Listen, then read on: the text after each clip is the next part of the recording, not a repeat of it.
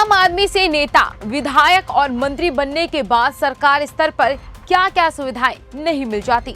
महंगी से महंगी गाड़ियां कम कीमतों के साथ ही मामूली ब्याज दर पर घर पहुंच जाती है।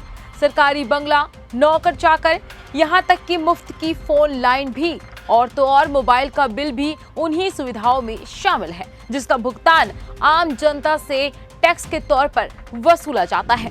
नमस्कार, उज्जवल भूमि देख रहे हैं आप। मैं आपके साथ श्रुति जांगली। क्या आप जानते हैं कि लोकतंत्र में जब माननीय फोन पर लंबी लंबी बातें करते हैं तो उसका बिल कौन चुकाता है?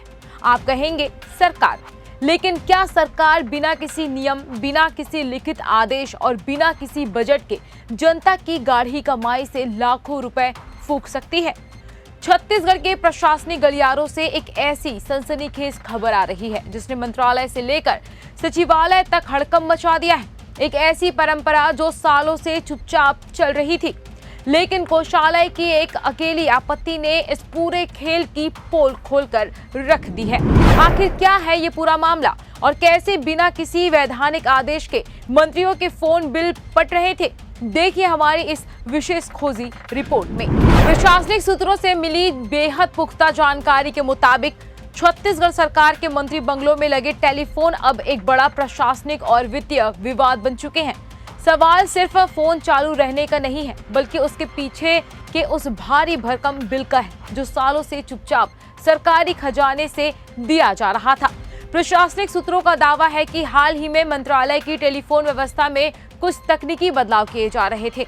इसी दौरान जब मंत्री बंगलों के टेलीफोन बिलों के भुगतान की फाइलें आगे बढ़ी तो पता चला कि इन बिलों का भुगतान सामान्य प्रशासन विभाग यानी GAD के खाते से किया जा रहा था। लेकिन जैसी ही यह फाइल क्लियरेंस के लिए कोषालय यानी ट्रेजरी पहुंची, वहां के सतर्क अधिकारियों ने इस पर बड़ा ब्रेक लगा दिया। कोषालय ने साफ शब्दों में सवाल खड़ा कर दिया कि आखिर किस नियम और किस शासकीय आदेश के तहत यह भुगतान किया जा रहा है। जब विभाग के पास इसका कोई लिखित जवाब नहीं मिला तो भुगतान पर तत्काल आपत्ति दर्ज कर दी गई। अब इस एक आपत्ति के बाद मंत्रालय के भीतर दो सबसे रसूखदार विभागों के बीच तलवारें खिंच गई है। प्रशासनिक सूत्रों के अनुसार गृह विभाग और सामान्य प्रशासन विभाग अब इस मुद्दे पर आमने सामने आ चुके हैं। नियम कहते हैं कि मंत्रियों को सरकारी बंगलों का आवंटन गृह विभाग करता है, लेकिन वह फोन बिल की जिम्मेदारी लेने को तैयार नहीं है। वहीं दूसरी तरफ सामान्य प्रशासन विभाग के पास भी इस बात का कोई वैधानिक आधार नहीं है कि आखिर वह सालों से बिना किसी लिखित आदेश के यह खर्च किस आधार पर उठाता आ रहा था। अब जरा सरकारी व्यवस्था का गणित भी समझ लीजिए। हमारे सूत्र बताते हैं कि मंत्री बंगलों में होने वाले हर एक खर्च का मद बिल्कुल तय होता है। बंगले का आवंटन गृह विभाग करता है, उस आलीशान भवन का रखरखाव और बिजली का बिल लोक निर्माण विभाग यानी PWD चुकाता है और पानी का बिल PHE विभाग के जिम्मे होता है। लेकिन सबसे बड़ी हैरानी की बात यह है कि इस पूरी व्यवस्था में टेलीफोन बिल का कोई अधिकृत मद या हेड आज तक तय नहीं किया गया था। इसके बावजूद सालों से लाखों रुपयों का भुगतान चुपचाप होता रहा। सचिवालय से जुड़े प्रशासनिक सूत्र एक बेहद चौंकाने वाली बात कह रहे हैं। उनके मुताबिक अधिकारियों के पास इस बात का कोई लिखित रिकॉर्ड ही नहीं है कि यह मुफ्त फोन बिल वाली व्यवस्था आखिर शुरू कब हुई थी, किस अधिकारी या किस सरकार के कार्यकाल में यह मौखिक फैसला लिया गया था। इसका कोई अता पता नहीं है। यानी नियमों को ताक पर रखकर सिर्फ पुरानी परंपरा के नाम पर जनता के पैसे बहाए जा रहे थे। लेकिन अब जब यह मामला आधिकारिक रूप से सामने आ गया है तो सबसे बड़ा यक्ष प्रश्न यह खड़ा हो गया है कि पूर्व में किए गए लाखों करोड़ों रुपयों की भुगतानों का हिसाब कौन देगा?